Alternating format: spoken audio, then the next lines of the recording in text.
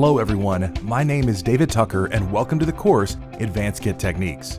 I am a cloud consultant that helps organizations plan, build, and implement custom software solutions in the cloud, and I have over 15 years of experience in software architecture and development. Now, software developers can often see source control as simply a system that must be used rather than a tool that enables efficiency.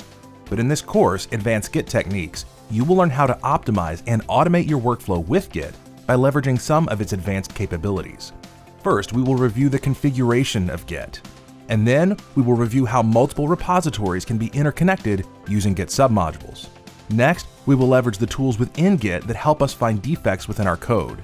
And finally, we will implement both client and server-side hooks to optimize both individual and team workflows.